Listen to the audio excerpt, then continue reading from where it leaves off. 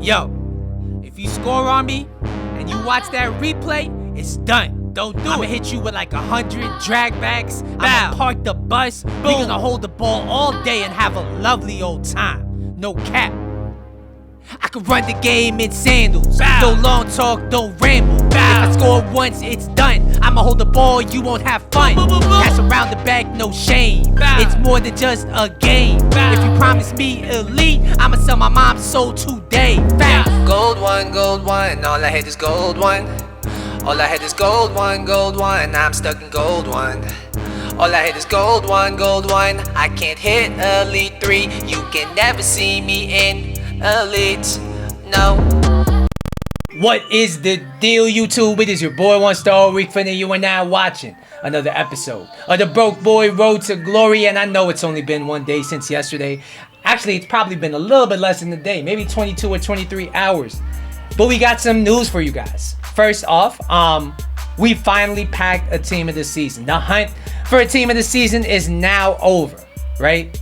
Well, not really. We packed 2 championship level players. The first one was in a Amazon Prime pack. I realized I never claimed pack 3. So I went ahead and did that. In the 82 plus player pick, we were lucky enough to pack, I don't even know the guy's name. He's a left back that plays for Hull City, that sells for 15K. But it's a team of the season, so I finally got a taste of that. But we wanted more. And today they dropped the 80 plus player picks, the 80 plus triple upgrades, which in my opinion kind of suck. I think the change from 81 to 80 makes some of these cards harder to pack. When you look at the amount of 80 rated players on this game, there's a lot of them. More than you would think. There's hundreds of them probably. So, it is what it is. I still opened 5 of them because I'm dumb, I'm stupid, but maybe I'm not. Because we packed another blue. And it's going to be, I think his name is Ricardo Santos. He actually looks like a beast of the card. He's 6'5". He's a Portuguese player that plays for EFL. I think he's a championship level player. But yo, his stats are nuts. And if he played for a major league, or if he was easier to link with maybe Eusebio, yo, he looks like a beast of a center back. So I'm not too mad at that one. The next bit of news we have is a major transfer. You might be wondering, yo, 1 Star, who would you possibly sell in the goddamn middle of the weekend league? Let me show you. We're going to the transfer list right now. Boom. Ndombele has sold. And you might be wondering, yo, you gave him an 8.5 yesterday. Why are you selling them? And really the reality of the situation was, like, I was using him as an attacking CM in the 4-3-2-1. And I think he's more suited for a more defensive role. And him pushing forward into the box with 72 finishing was just not the wave. And I looked at his price. I bought him for 340. And as you see here, I sold him for 370. So we even made a slight profit trying him out. So I decided, yo, it is what it is. We got to sell him. We did. And let me show you who we bought in this place. And you could probably predict it. We bought Nkunku. And I think when you look at this card, he's much more suited to be an attacking CM. And he's not too shabby defensively either. He actually looks very similar to Ndombele with a 4-star, 3-star combination. And just a well-rounded stats. As you guys see here, the stats on him are very, very good. But we're going to talk about him tomorrow, because the main man of this episode, of course, is going to be our new center back signing, Mukiele. And yeah, he looks like an insane card. And you're out of your mind if you play him in any other position besides center back. He's 6'2". He has medium work rates. He's right-footed with a 3-star combination. As you guys see here, he has played 29 games for us, the majority of which were in the weekend league, and he has 1 goal and 0 assists. But it doesn't matter. He's a center back. Before we go any further, if you're enjoying the content, if you want more content like this, do me a big favor and hit the like button down below. And if you're new to the channel, as always, do me a solid and subscribe to the channel. I appreciate all you guys at home for watching this video. So, when you look at this Mukiele, I don't even know how to say this guy's name. I'm sorry. Mukiele card. He looks like a beast, man. 94 pace is finally keeping in touch. What am I saying? Finally keeping in line with the power creep as far as the pace goes on defenders. And if you move him to center back position, which is a no-brainer, I think he's very, very nice there.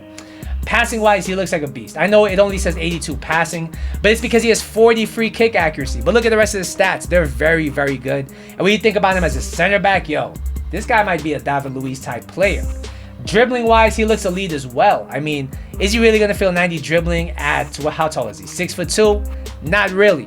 But 90 dribbling on the center back is essentially unheard of, and his important stats are very high. 90 composure, 93 ball control, 91 reactions. So if you need a ball playing center back, if you need an attacking center back even, let's say you want to play like Sheffield, I don't know why you'd want to, but maybe you do, this guy might be it.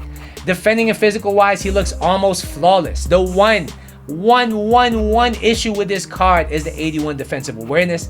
Is it going to let him down? We're going to talk about it. That's really the elephant in the room about this card. The other thing we got to talk about here is some slight changes we made to the tactics, right? We're using the 4-3-2-1, and this part of the tactics are the same. 7 depth, 4 width, pressure on heavy touch, long ball, 4 width, and 7 players into the box. But the main difference we've made is before we were using Mbappe here and Ronaldo here. And I've switched them around. I think that Mbappe really needs to play as striker. I think I was dumb for even considering using him as a right forward in this formation. The other change we made was making him get in behind. Normally I had Ronaldo here getting in behind, or not getting in behind, but staying central and just being on balance. Now I have Mbappe getting in behind, as well as Ronaldo, as well as St. Maximin. And it's really made a big difference to the formation, as simple of a change as that is. I just really found when I was making that change mid-game, it was really changing the way the team played. So I did it, and we've had some great results. So we're going to jump into the gameplay. I'm going to let you guys know, is this team of the season Mukiele worth it? And how did we finish in the weekend league? Let's go. Yes, so according to Footbin, this Mukiele card is going to be selling for 330k, which hurts because we bought him for 398. Is he worth it? I would have to say absolutely. As a center back, for that price, it's hard to see where you can really get much better. He's an insane center back, one of my favorite center backs I've used on this game. We're going to talk about it. Starting with his pace, he has 94 pace, and you might be wondering, how quick is he? I mean, I threw a shadow chem style on him, and he felt absolutely rapid.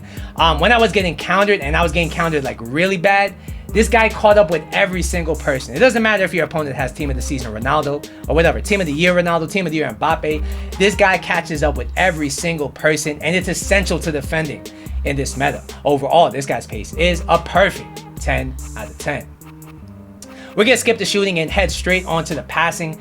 And this is another part of the card I really enjoyed. He has 80 vision, 86 short passing, 82 long passing, 81 curve. These are very, very good stats for a center back. They're very well rounded as well. So he could pass out of pressure with the best of them. He could long pass over the top like he's goddamn David Luiz, like he's prime icon moments Boateng. And I really enjoy that. And if you do, for some godforsaken reason, want to use him in his real position at right back, he can put in the shift there. He has 87 crossing. His passing is very well rounded. And overall, I have to give this guy's passing a 9 out of 10. I really enjoyed it, and it's something I didn't really expect when I bought this card, but it surprised me in game. Next, we'll talk about his dribbling. And the stats, like I said, are brilliant, like insane. How does he feel in game? And don't get me wrong, all right? If you use him at fullback, you might find him clunky. And there's nothing you can really do to a 6'2" player with his body type that's ever going to make them feel amazing pushing forward. So if you want to use him as an attacking fullback, look elsewhere. Do not look at the 90 dribbling. He's not going to feel like that in game.